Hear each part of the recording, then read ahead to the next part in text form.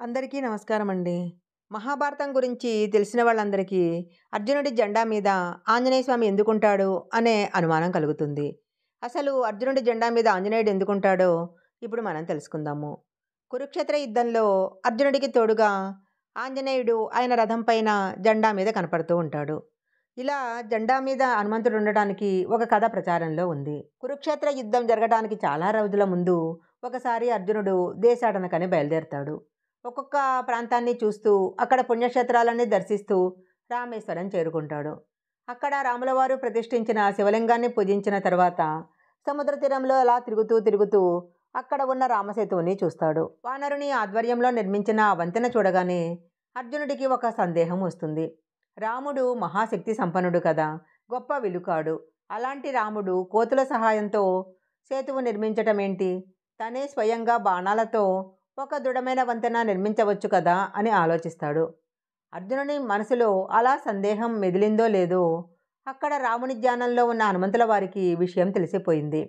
వెంటనే ఒక సాధారణమైన కోతిలాగా అర్జునుడి దగ్గరకు చేరుకుంటాడు. మీరు ఏదో సమస్యతో బాధపడుతున్నారు ఏంటి అని అడుగుతాడు. అప్పుడు అర్జునుడు తన మనసులో ఉన్న సందేహాన్ని ఆ వానరం ముందు నిలుపుతాడు. రాములవారు బాణాలతో సేతువుని నిర్మించలేక కాదు, కానీ కోట్ల మంది వానరులు ఆ వంతెన మీద ప్రయాణించాలంటే రాళ్లతో నిర్మించిన సేతువే సురక్షితము.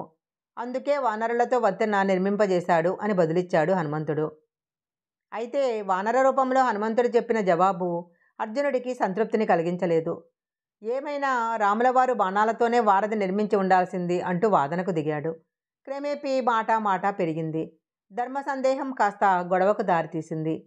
చివరికి హనుమంతునికి కోపం వచ్చి, సరే రాములవారి సంగతి అలా ఉంచు, నువ్వు గొప్ప విలుకాడవని నీ నమ్మకం కదా, సాక్షాత్తు రాములవారిని అనుమానిస్తున్నావు. మరి బాణాలతో నువ్వొక వంతెన కట్టి చూడు, ఆ వంతెన మీద నేను నడుస్తాను. ఆ బరువుకి తట్టుకొని వంతెన నిలిస్తే సరి, లేకపోతే నువ్వు ఓటమి ఒప్పుకోవాలి అని అడుగుతాడు. హనుమంతుని మాటలతో అర్జునుడికి పట్టుదల చెలరేగి, నీ దాటికి నేను నిర్మించే వంతెన గనక కూలిపోతే ఓటమి అంగీకరించడమే కాకుండా ఇక్కడే ప్రాణాలు వదులుతాను అని శపథం చేస్తాడు. ఇంకేముంది, రసవత్తరమైన పోటీకి రంగం సిద్ధమైపోయింది.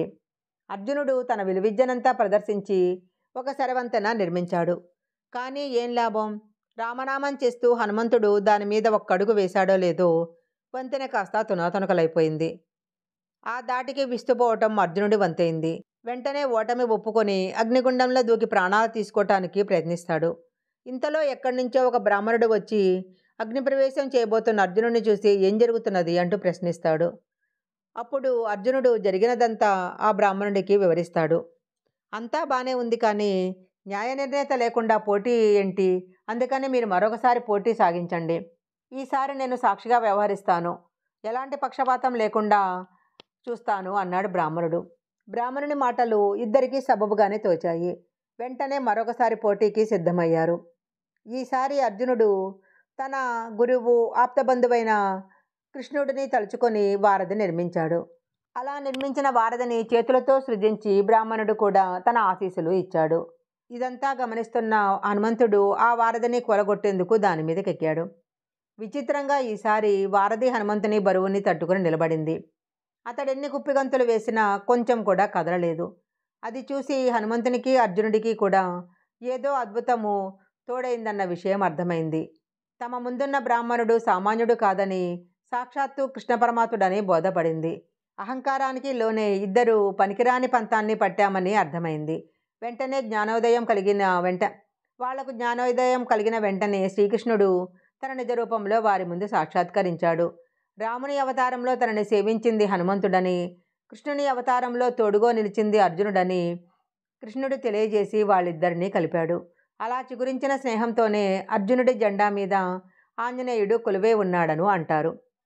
అలా చిగురించిన స్నేహంతోనే ఆంజనేయుడు అర్జునుడి జెండా మీద ఉంటాడని అంటారు. ఈ వీడియో కనుక మీకు నచ్చినట్లయితే లైక్ చేయండి, షేర్ చేయండి.